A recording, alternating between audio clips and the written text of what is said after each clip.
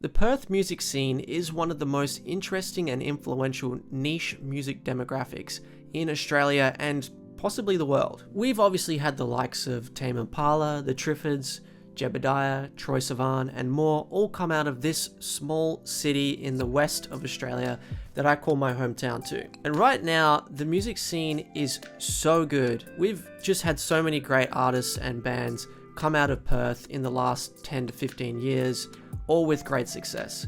And in this video, I want to talk about the 10 bands that I think are the most popular in the local scene right now. So before I talk about these 10 bands, let me just define what I'm talking about when I say local band. So obviously a band like Tame Impala is from Perth. Kevin Parker and his bandmates all still live here in Perth to my knowledge, but I'm not counting them as a local band. Local bands in my definition are ones who you still see playing at small venues all over Western Australia and Perth. So I'm talking bands that will show up playing at the Indie Bar in Scarborough, Mojo's in Fremantle, and so on. So if your band's playing big overseas shows, I'm not really going to count you in this list. I'll still count some bands that are playing shows over east because, you know, some of these bands are at that point of kind of dipping their feet into the over east market. So the great active Perth bands who are not local, in my opinion, that I won't be including are those like Tame Impala, San Cisco, Methyl Ethel, Pond, and I'm going to have to include Spacey Jane now too. They're just too big. Now, I've made a lot of videos about the Perth music scene on this channel, and there's some others that I've mentioned before who are still active and making a lot of music, but I personally kind of feel like they've either headed towards that position of being above local band, or they're not really in a position to grow any further. And this includes bands like Psychedelic Porn Crumpets, Death by Denim, The Fame, and even Great Gable. All still great West Australian Perth bands, but I think that they've either had their moment at the top, or there's just some younger up and coming bands that I'm just gonna have to put in front of them in this list. And one other thing before I get to the top 10, I want to talk about how these bands are perceived as being big in my opinion. So there's a few factors here. Number one is the social media following that they have. How many followers do they have on Instagram and Facebook? I'm also factoring in how many people do you see at their live shows? You see pictures of them on their social media with, you know, big crowds sometimes. Looks pretty impressive. And also the big one here, how many streams are they getting locally? Now, what do I mean by that? Well, I've recently started seeing these local pulse charts on Spotify, which I believe are actually very helpful in showing you what is popular in one, Australia, and also two, the city where you live. So if you pull up the local Perth pulse charts on Spotify on their website, you'll actually get some really good insight as to what people who live in Perth and go on Spotify listen to. These charts show all Australian musicians and where they position as who's being streamed the most, and you'll often find Perth bands and artists popping up in this list. So these lists, in fact, probably give you more insight than something like the ARIA charts or even Triple J do as to what is popular in your local scene. All right, let's get into the list. At number 10, I'm going with Dulcie. Oh, you're just such a sore loser, blaming the game and accusing. Yes, this all-girl group with amazing vocal harmonies is one of the best up-and-coming Perth bands right now.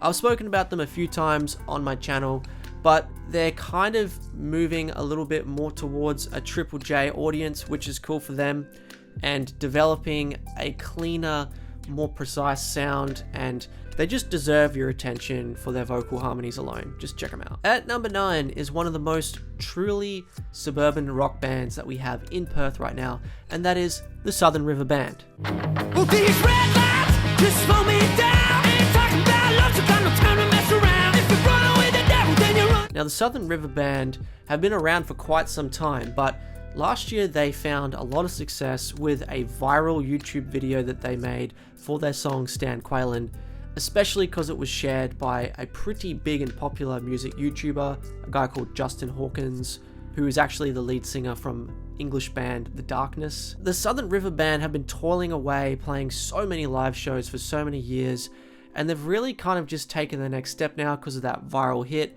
and they're actually playing more shows over east, and I've also heard overseas.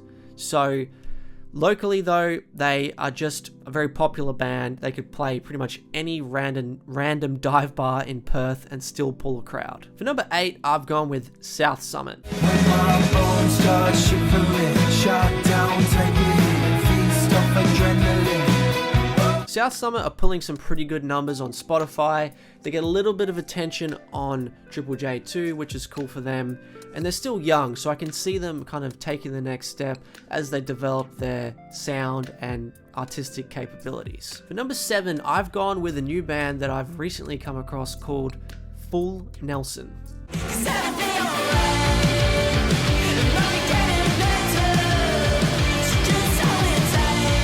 Now, Full Nelson came onto my radar only probably a few months ago.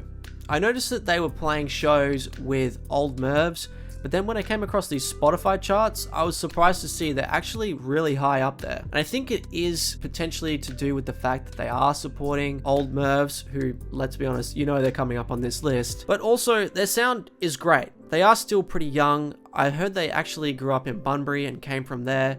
But I'd kind of say that the sound is similar to like Biba Doobie, or also kind of like Smashing Pumpkins.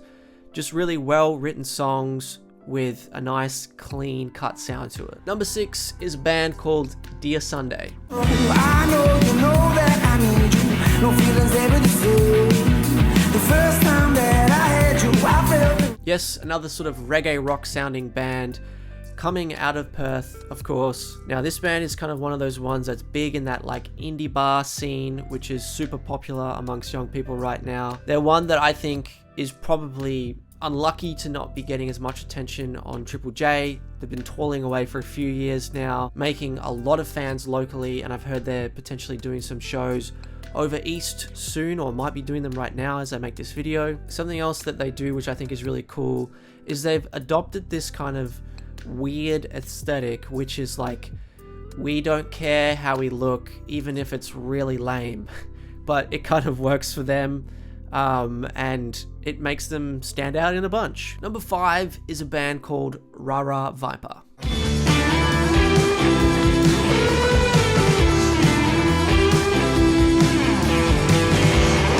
Now, this one's an interesting band because it's kind of hard to pinpoint what their sound is. I mean, ultimately, you'd say they're an alternative rock band. They don't really lean towards one of the popular demographics or genres in Australia right now. I guess you could say they're kind of like in that surf rock niche a little bit, but not so much. It's kind of just like good alternative rock songs. They've just played heaps of shows over the last few years and slowly built up a following, and of course have entrenched themselves in that sort of indie bar scene in Scarborough again, where they've become part of that community. And once again, another one here who I've heard are doing over east shows for the first time. And good on them, you know, they really deserve more attention, and their streaming game is great too. Lots of their songs get streamed a lot. Number 4 is a band who I've spoken about multiple times on this channel, and that is Coterie.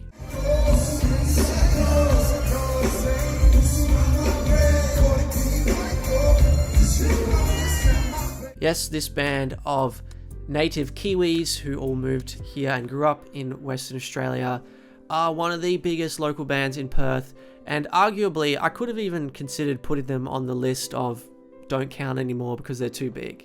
So I know they're playing shows coming up with the Cat Empire overseas, which is amazing for them. They also play a lot of shows in New Zealand, obviously coming from there. They do that reggae rock sound with a little bit more kind of soul to it, a little bit Matt Corby inspired. But this band is just so good. You know, they're a bunch of brothers. They sound like amazing musicians, really tight. They feel that sort of reggae rock vibe, which people are into quite a lot nowadays, and they deserve way more attention. I mean, they finally just started getting played on Triple J, which I've been saying for a couple of years they should have done. But, you know, I just see them as being like probably the next big thing in Perth here, potentially. Like a version away, and, you know, we could see them really take the next step. So number 3 is a band called Dice. Something's in the air outside. Which way do I go to start?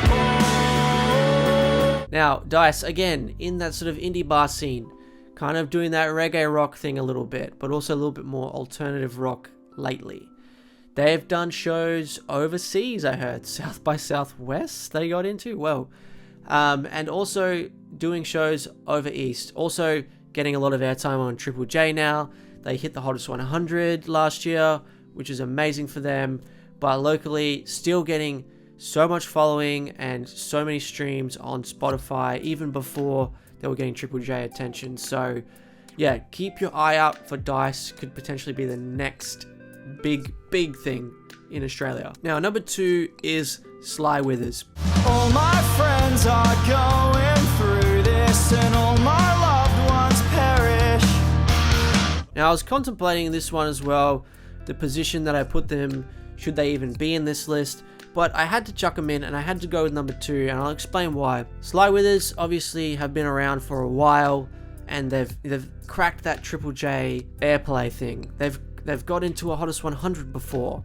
They play shows over east. They've got a really good, strong following in that Australiana, Oz, punk, emo scene. The reason why I've got to put them at 2 is because they still really appreciate the Perth local scene, and they play a lot of local shows still too. And anytime that they put one on, they'll pull a very big crowd.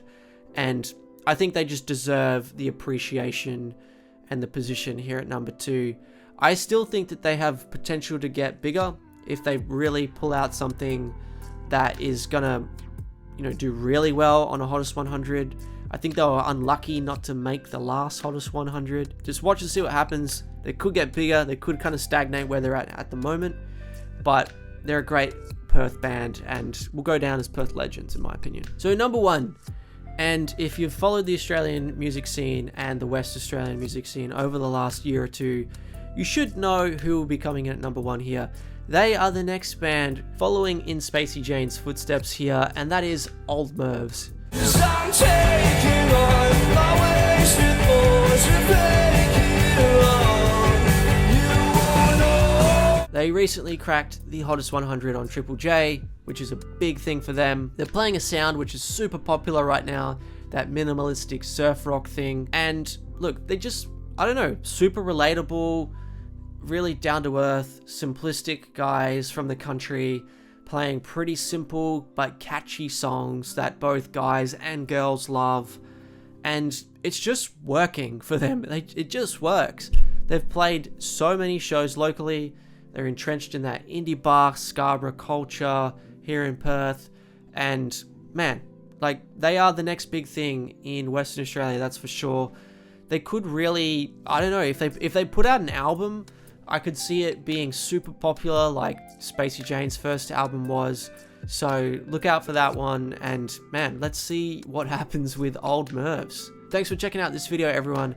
Are there any other bands from Perth that you think should be mentioned in this list as to the most popular local bands?